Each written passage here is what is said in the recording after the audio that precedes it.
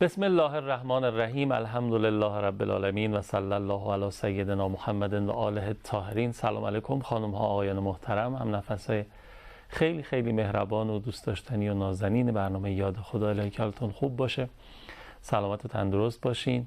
خیلی ممنونم که از بین همه شبکه‌های تلویزیونی انتخاب شما شبکه قرآن و برنامه یاد خداست. خدا کنه حالا که حسن سلیقه به خرج دادین اینجا به شما خوش بگذره و برنامه‌مون به چشمتون بیاد، به دلتون بنشینه، به کارتون هم بیاد انشاءالله.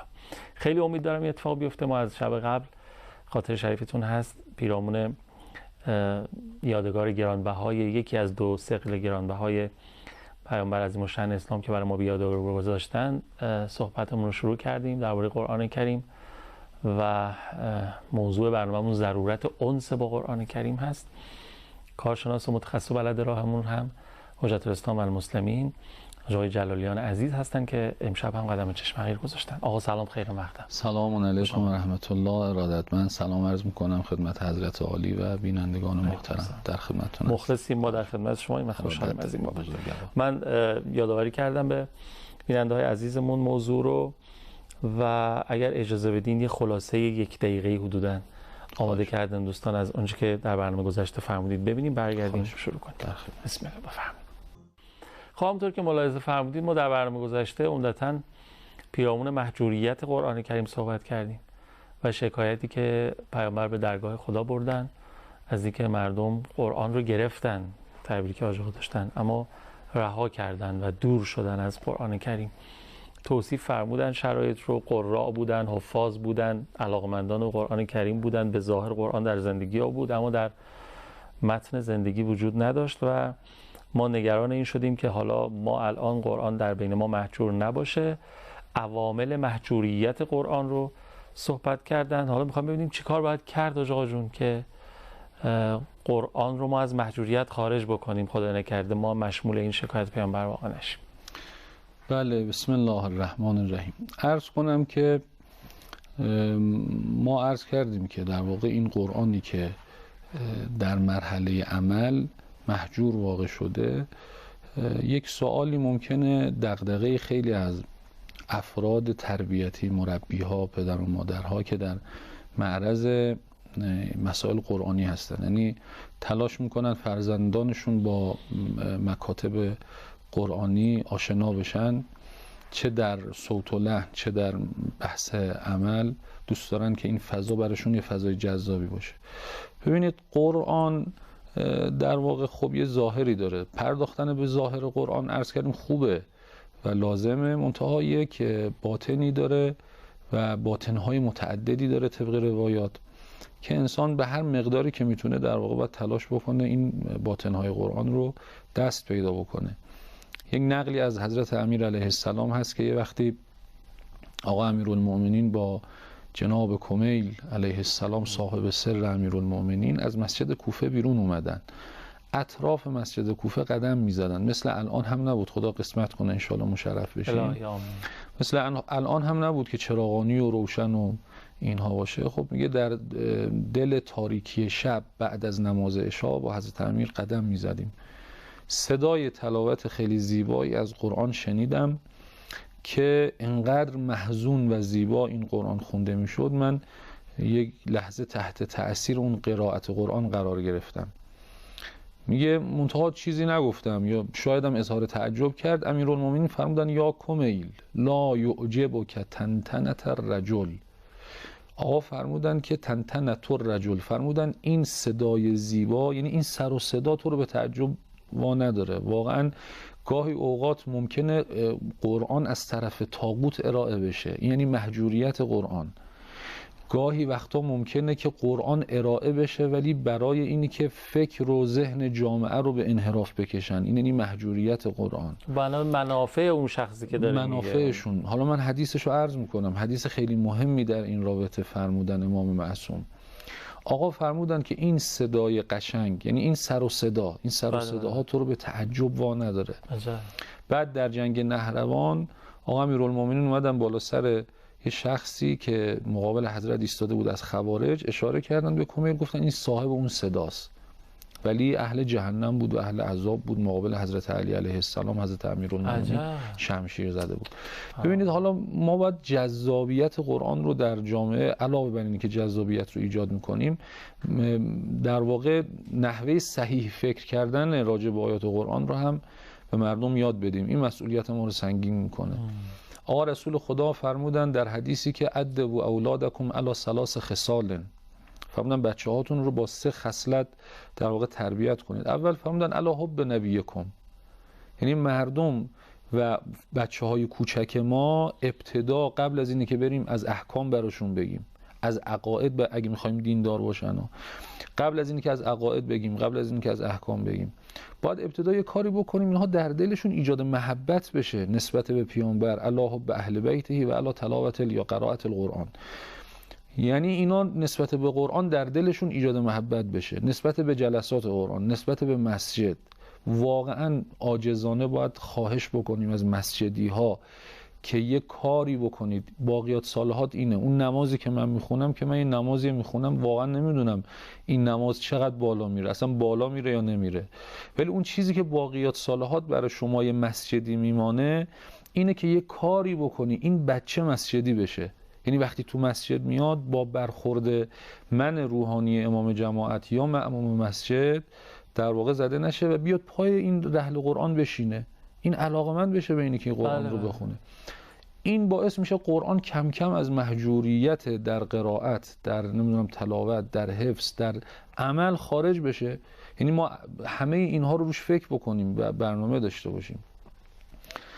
عواملی در مهجوریت قرآن مؤثره. حالا من بعضی از این عوامل رو عرض میکنم که چه چیزهایی باعث میشه قرآن مهجور بشه در جامعه. یک عامل مهمش خود فرمایش پیامبر، جدا کردن قرآن از سنت و از اهل بیت سبب مهجور شدن قرآنه. خب ما داریم نمونهش هم میبینیم. عرض کردم یک تفکری مثل تفکر وهابیت که منفور هم در نزد شیعیان و هم در نزد اهل سنت، این از کجا منشأ میگیره و به وجود میاد؟ از زمانی که اهل بیت رو کاملا جدا کردن از قرآن، گفتن حسبنا کتاب الله، فقط کتاب خدا کفایت میکنه، نیاز به چیز دیگری نداریم. ثمره اینی که اهل بیت رو کامل کنار گذاشتن و پرداختن به قرآن، تفسیر به رأی، در واقع پرداختن به تفسیر به رأی قرآنه، یعنی نظریات شخصی. لذا حافظ قرآنه ولی کن از همین آیه قرآن حکم قتل افراد بیگناه رو صادر میکنه. چرا؟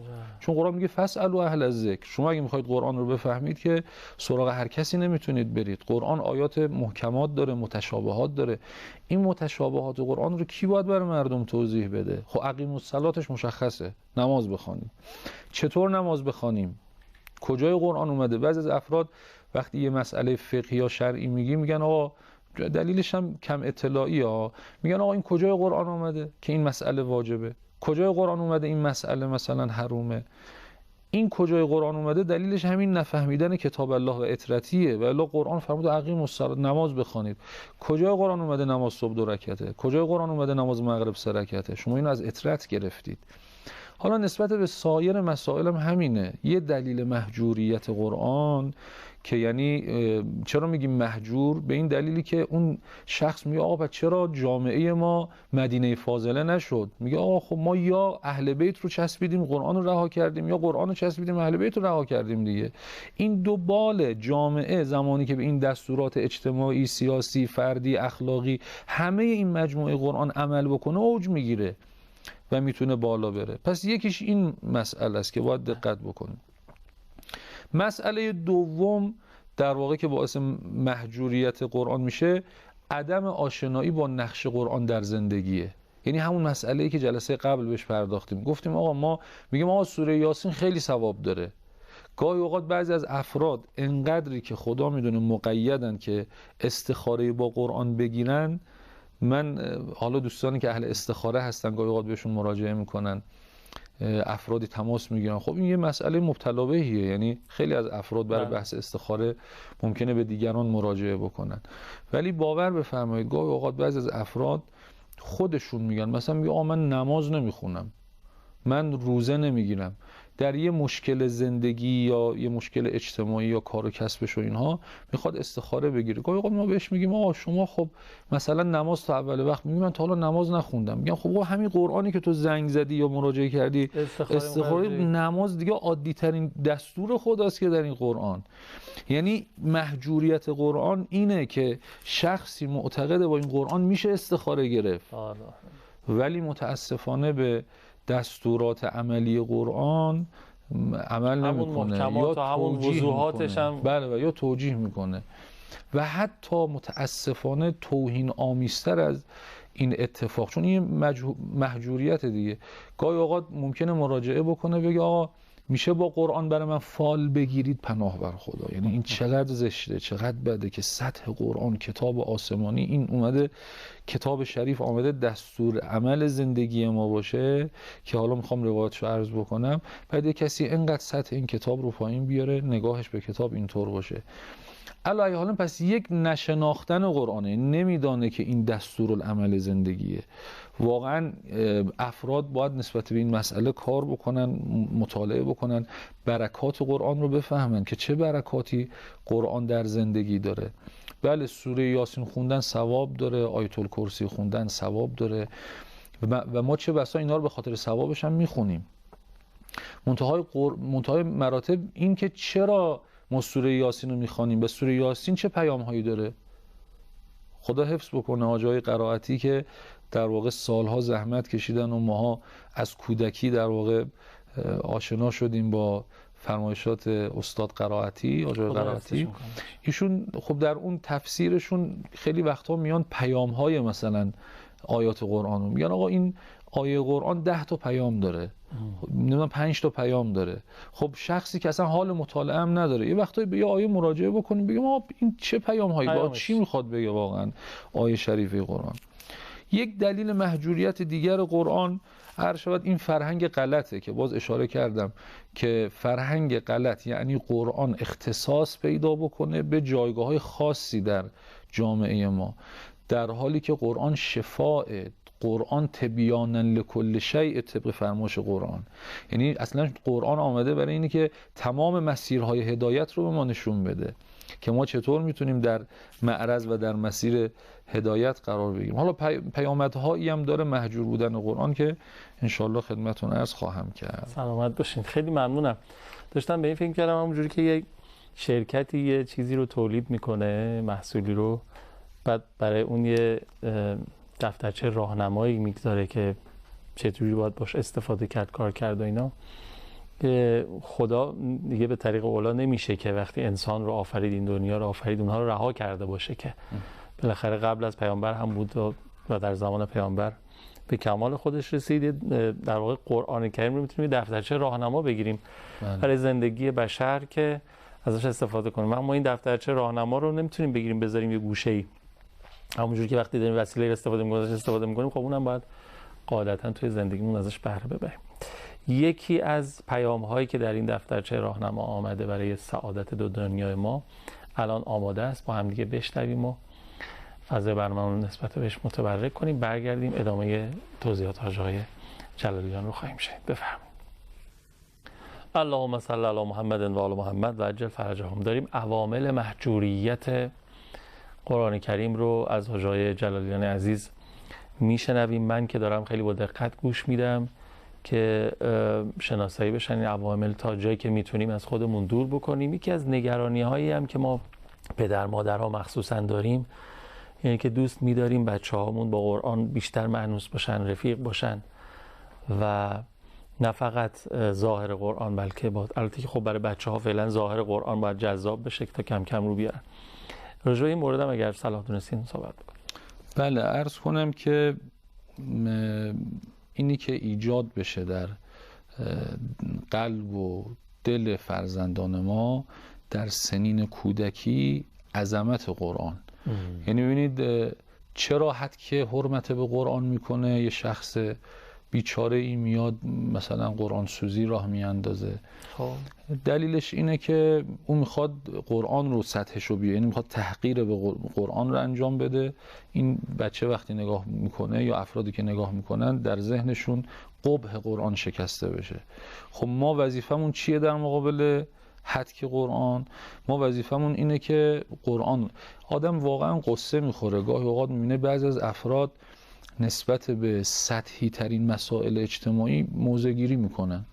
حالا ممکنه برای اون مهم باشه ولی یه مسئله سطحی اتفاق افتاده در جامعه و بلافاصله در فضای مجازی پست میذاره، موضع گیری میکنه. ولی نسبت به یک واقعه به این مهمی که برای مسلمان حداقل مسئله مهمیه، خیلی جدیه، وقتی میبینه که حدک به قرآن شده، ولی میبینی هیچ اثری از اینها نه در فضای حقیقی و نه در فضای مجازی نیست. یعنی یک جا نمیبینید که شما اینها واکنشی نشون بدن. خب شما افراد رو از اینجا واقعا ما باید بشناسیم. یک معیار اینه، یعنی ما مقدس‌تر از قرآن نداریم. بله. یعنی باید ببینیم حداقل اینها در مناسبت‌های قبلیشون هم که موضع گیری می‌کردن چقدر راستگو و جدی بود. آدم میفهمه که نه اینا واقعا حتی در اون جریانات قبلی هم که موضع گیری می‌کردن خیلی اهل حق و حقیقت نبودن، اخلاصی نبوده واقعا. حالا نسبت به فرزندانمون ببینید، ما اگر بتونیم این عظمت قرآن رو در دل و جان اونها ایجاد بکنیم، یعنی همین نکات تربیتی که راجع به احترام به قرآن است. من یه روایت عرض بکنم از وجود نازنین امام صادق علیه السلام که آقا فرمودن که قال امیرالمؤمنین علی علیه السلام، آقا میفرمان حضرت امیر علیه السلام این نکته رو فرمودن: البیت الذی یقرأ فیه القرآن و یذکر الله عز وجل فیه تکثر برکته و تحضره الملائکه. ببینید این ما برای این بچه جا بندازیم، خانه ای که در اون خانه قرآن تلاوت میشه، امام صادق میفرمایند، حضرت امیر علیه السلام فرمودن خانه ای که در اون خانه قرآن تلاوت میشه. چقدر خوب بود قدیم گاهی اوقات پدر بزرگهای ما وقتی که وارد خونهشون میشدیم، اینها چون یک بالاخره تعصب خاصی داشتن و احترام در واقع خاصی نسبت به قرآن قائل بودن، وقتی نوه‌ها وارد میشدن و کوچکترها وارد میشدن گاهی اوقات در حد 10 دقیقه دور هم میشستیم و یه تلاوت قرآنی مثلا اتفاق میافتاد. بزرگترها واقعا بزرگی میکردن نسبت به این مسائل. امروز گاهی اوقات ساعتها شما میبینید در جمع فامیل نشستیم، حتی در بین قشرهای مذهبی، و ساعتها داریم صحبت میکنیم اما عرض شود که خبری از قرآن نیست. خب ما اگه بخوایم این فرزند ما در دلش و ذهنش قرآن بزرگ جلوه بکنه، چه عیبی داره که ما شب، عصر، صبح، نمیدونم یه تایمی که فرصت، اصلا هفته یه بار ما یه خانواده 4 نفره، 5 نفره، 6 نفره خودمون دوره هم بشینیم بگیم ما 10 دقیقه میخوایم قرآن بخونیم. دخترم شما یکم قرآن بخون، پسرم شما یکم یا من قرآن بخونم، دختر و پسر من، نمیدونم همسر من تکرار بکنن. این میشه یه جلسه قرآن. ما یکی از رفقامون این تجربه رو 1-2 سالی داره و اصلا میگه چه برکاتی داشته. من نمیتونم توصیف کنم که شبی نیم ساعت مثلا، حالا اینجور که اونا برنامه‌ریزی کردن، میگه شب ساعت 9 تا 9 نیم هر شب. خیلی کار خوبیه. نیم ساعت میشینیم با خانومم و 2 تا بچه‌ای که داریم، 4 نفره میشه. فرمودید من یاد ایشون افتادم. و میشینیم قرآن میخونیم و بعد ترجمهش رو هم میخونیم، راجع به ترجمهش هم هر چیزی به ذهنمون بیاد مثلا راجبش حرف میزنیم و این خیلی خوبه. بله مهمه واقعا. ببینید آقای قوامی، الان یکی از مصادیق مهجوریت قرآن در حالا مرحله قبل از مرحله تدبر مهجوریت قرآن اینه که نوجوان مثلا 15-16 ساله ما، 17 ساله ما، بعضن گاهی اوقات انسان میبینه که یه خط قرآن هم نمیتونن بخونن. این خودش یکی از مصادیق مهم مهجوریته، در حالی که اگر همین جلسات قرآن خانگی، یعنی پدر مادر دغدغه اینو داشته باشن که فرزنده یه نکته تدبری هم از قرآن بگن، یعنی کاری نداره یه صفحه قرآن شبا بخونیم در خانه دور هم جمع بشیم، یه صفحه قرآن بخونیم، از اون صفحه یه نکته تدبری هم بگیم. این مسائل هم معمولا خانوما میتونن مدیریت کنن، یعنی خانم خانه، آقا این که معمولا مشغول به کارن و اینها وقتی میان خونه، ولی خانم خونه معمولا میتونه این فضا رو آماده بکنه که یک جلسه قرآن خانگی راه بیفته، پدر و مادر بشینن، بچه‌ها بشینن 10 دقیقه یه رو آیاتی رو از قرآن بخونن. ببینید چه آثاری داره اون تلاوت قرآن، چطور این عظمت در دل اولاد ما، فرزندان ما ایجاد میشه با بیان این آثار. میفرماد خانه‌ای که در اون خانه قرآن خونده میشه و ذکر خدا گفته میشه، تکثر و برکته، برکت در اون خونه زیاد میشه و تحضره الملائکه، میشه محل آمد و شد ملائکه. شما ببینید در زیارت جامعه کبیره، مشاهد مشرفه وقتی که تشریف میبرید انشالله خدا قسمت و روزی هممون بکنه، اونجا در زیارت جامعه کبیره میگیم مختلف الملائکه، یعنی این حرم مطهر و مبارک محل آمد و شد ملائکه هست. حالا خونه‌ای که در اون خونه قرآن خونده میشه، تحضره الملائکه و یهجره الشیاطین، میفرماید که شیاطین از اون خونه فاصله میگیرن. و یضیء لاهل السما کما تضیء الکواکب لاهل الارض. میگه این خانه همونطوری که شما به ستاره ها نگاه میکنید و برای شما ستاره ها روشنایی دارند و میدرخشند، این خانه و خانه هایی که در تلاوت قرآن میشه به این شکل، در واقع برای اهل آسمان ایجاد روشنایی میکنه. و ان البیت الذی لا یقرأ فیه القرآن، اما خانه ای که در اون خانه امیرالمومنین فرمودن قرآن مهجوره، قرآن کنار گذاشته شده و خونده نمیشه. ولا یذکر الله عز وجل فیه، و ذکری از خدا نیست. خدا نکنه اینطور بشه. ما بعضی از افراد رو داریم اینا مسجدی شدن، یا در خاطرات جنگ و جبهه و اینها خوندیم همه ما گاهی اوقات که شخصی جبهه رفته و به واسطه جبهه رفتنش در جهاد شرکت کردنش حال معنوی خوبی پیدا کرده، در مسیر معنویت قدم گذاشته، ولی جزء خاطراتش یا مطالبی که نقل میکنه میگه مثلا در خانه ما کسی اهل نماز نبود. واقعا خانه ای که اون خانه ذکر خدا نباشه، قرآن نباشه، نماز نباشه، آقا میفهمن تقل و برکته، این خانه خانه بی برکتیه. ممکنه ثروتمند باشه، ممکنه بیشترین مال و منال رو داشته باشه، ولی خبری از برکت تو این خونه نیست. و تهجره الملائکه، ملائک از این خانه فرار میکنن. و تحضره الشیاطین، و شیاطین در این خانه حضور پیدا میکنن، یعنی میشه خانه شیاطین. خونه که ذکر خدا نباشه، خب طبیعتاً وقتی یاد خدا نبود میشه یاد شیطان. یاد خدا که آمد دیگه در واقع یاد شیطان نخواهد بود. ما همین دلیل یاد خدا رو داریم پخش می‌کنیم. بله دیگه. این یاد خدا همین دقایقی که یاد خدا ایجاد میشه. و چه کار بزرگی شما میکنید. امام سجاد علیه السلام فرمودن من اسقا الی ناطق فقط عبده، فرمودن کسی که داره به گوینده گوش میده داره او رو عبادت میکنه. فان کان ینطق عن الله فقط عبد الله، اگه گوینده داره از خدا میگه، خب این داره بندگی خدا رو میکنه. یاد خدا هم به همین دلیل در واقع یه جور عبادت دیگه، هم تولیدش هم تماشاش و امثال اینا. بله، پس این مهمه. ما اگر بخوایم در ذهن و قلب بچه هامون قرآن بزرگ جلوه بکنه، باید یک قسمت بسیار مهم زندگیمون بشه این قرآن. اگه فرزند ما فرض بفرمایید کوچکترین مسائل، به عنوان مثال دیدید گاهی اوقات مادر کتاب‌های درسی بچه رو مثلا در میاره یا مرتب میکنه، میگه مادر چرا قرآن زیر گذاشتی؟ مثلا قرآن این چقدر مؤثره در ذهن بچه.